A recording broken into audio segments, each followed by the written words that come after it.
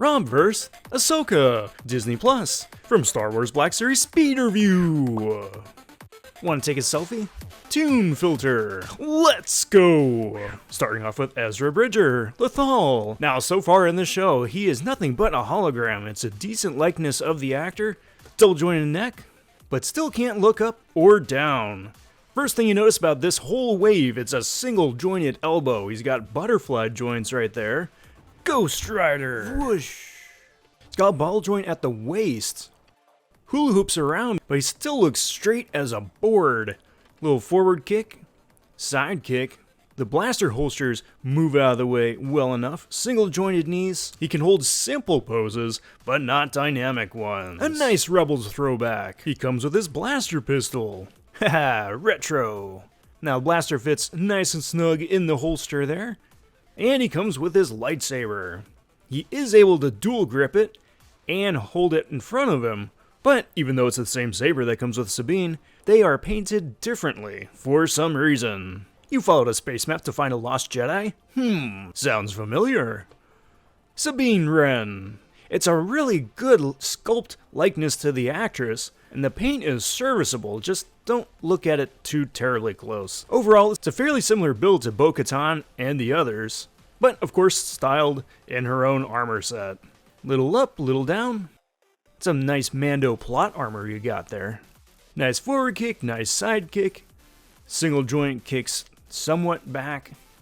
And fortunately they've got her wrists facing the right way, up and down, for some blaster lightsaber action.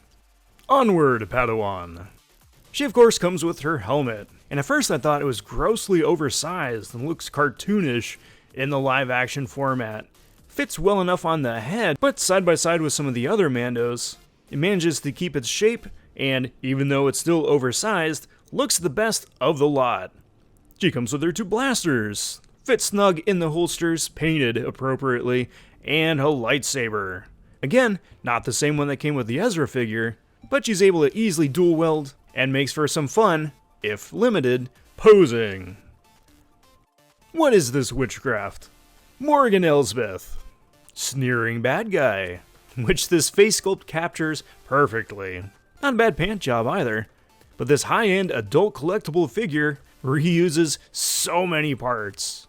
Minimum ball joint in the torso, the belt doesn't get in the way, it's just a poor range. I do appreciate that her traffic cone dress is split in a bunch of places. You've got your dark gray legs here reused again. Now, granted, these didn't need to be anything fancy or special, but at least I was hoping they would have fixed the wonky articulation there in the knees. I don't know, she works well enough for a character that just stands there. You did what with my spear? No accessories, would have been nice for some magic or wayfinder or something, but nope. A magicless switch. Ah, traffic cone hat. Ahsoka. Ahsoka Tano. The titular character from the Disney Plus show, still reusing that great Rosario Dawson likeness, and everything else. Now, I reviewed this figure originally when it first came out, years ago, and they have done nothing with it since. It's been repacked, reissued 5, 6 times now.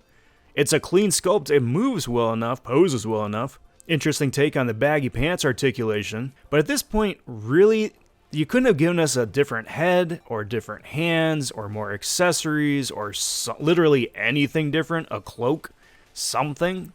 Cool costume, Claire. Speaking of the accessories, she still comes with her same 2 lightsabers. Still fit on the hooks on the side, removable blades. But again, like I said, would have been nice for a throw-in cloak, or a different head sculpt, a different paint. Something, you know? If it's the first time finding the figure, good for you, it's awesome. For everybody else, so stale. It's quite the design for an atomic bomb.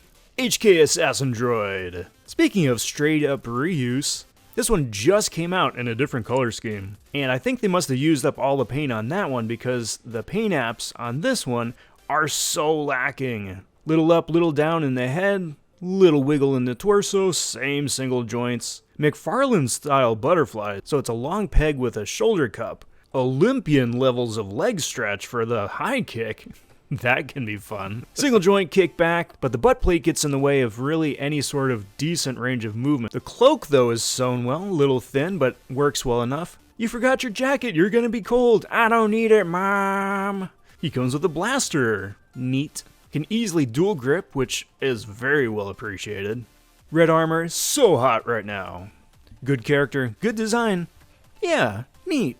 You fool, you caught their stunt doubles. Chopper, Rebels Edition. Continuing on with the straight up repackage. This is a reissue from the original Rebels line. And if you missed it first time around, or if you don't want to spend an arm and a leg on eBay secondhand market, now's your chance. So this guy, to me, is brand new. Thanks for the light. The arms and the head are cool. Appreciate the extra wiggle in the legs here. Moves just as much as an astromech like this needs to. Paint apps aren't terrible, little spotty. Got a removable wheel, plugs in the rocket booster, whoosh, and a swappable leg. Courtesy the Chop Shop. They pack quite a punch in this little robo-war criminal. He comes with a blast effect and base, which you can also use a la carte. Much as I'd love a head swivel there too, not bad overall. Well, Chop, it's finally caught up to you. As far as the Star Wars Black Series line goes, this one was actually really good. Sabine and Ezra are exemplary, Ahsoka is still an A+ figure, and the others are going to look really solid, standing static on a shelf. And while these pale in comparison to other modern Hasbro lines, it's still fun for what it is. Morgan, 7. HK Droid, 7. Chopper, 7. Sabine, 9. Ahsoka, 6. Ezra, 7 out of 10. You gotta pay more for the colorful upgrade. This is Rob vs. Toys. Subscribe. We'll see you next time.